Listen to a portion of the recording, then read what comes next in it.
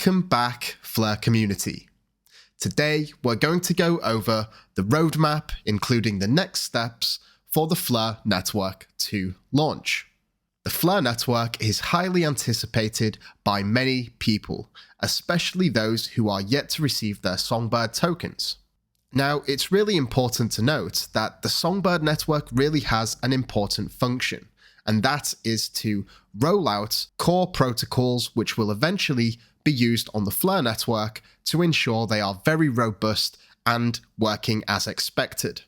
In a recent tweet from Hugo Filion, the CEO and one of the 3 co-founders of the Flare network, he goes on to say, "For all those asking where their Spark tokens are, we are upgrading Songbird before the end of March 2022, with the final 2 protocols required before the Flare network launch.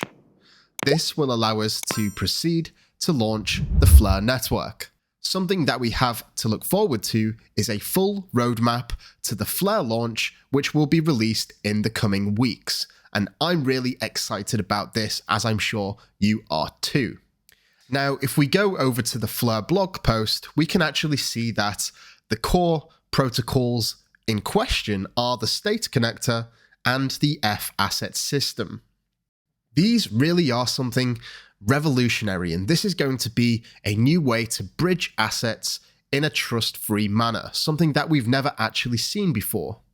As we can read below, Flare will launch after substantial testing of all 3 systems on Songbird, with the current final security audit scheduled to finish at the end of September last year.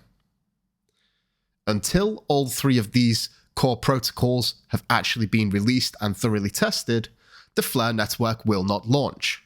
The FTSO, or Flare Time Series Oracle, is proving to be very effective and successful in its job, and that is to basically receive prices from multiple signal providers and output a decentralized price for use on the network. By the end of this quarter, we have the state connector and F asset system to look forward to. Now, I would like to bring to your attention the importance of the testing of these particular protocols. Just recently, there was this news of the Ethereum BSC bridge of Qubit Finance, which was hacked for 80 million in the largest exploit of 2022. Now, this happened very recently, as we can see here, January the 28th.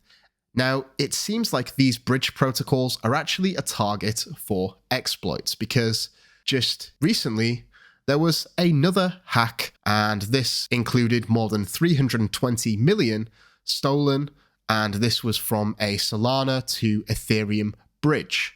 Again, this actually just highlights the importance of a thoroughly tested bridge protocol, and the Flare network are doing something which has never been done, allowing people to bridge trustlessly in a fully collateralized manner. And this is their secret sauce.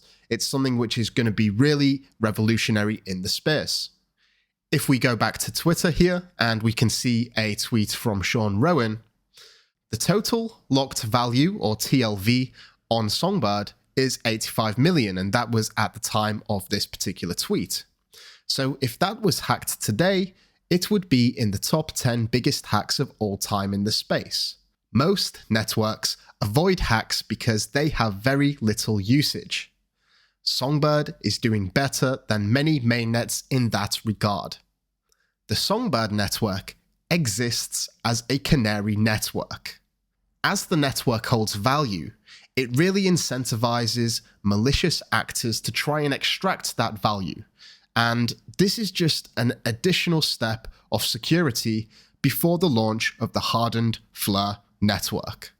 So that is just a quick update. I will be giving a full overview of the roadmap once released, but yes, it looks like we're on track for a big Q1 of 2022 with a number of core protocols launching on Songbird. As always, if you're yet to subscribe, please feel free to do so, and until next time, I'm out. Mission Control, we have liftoff.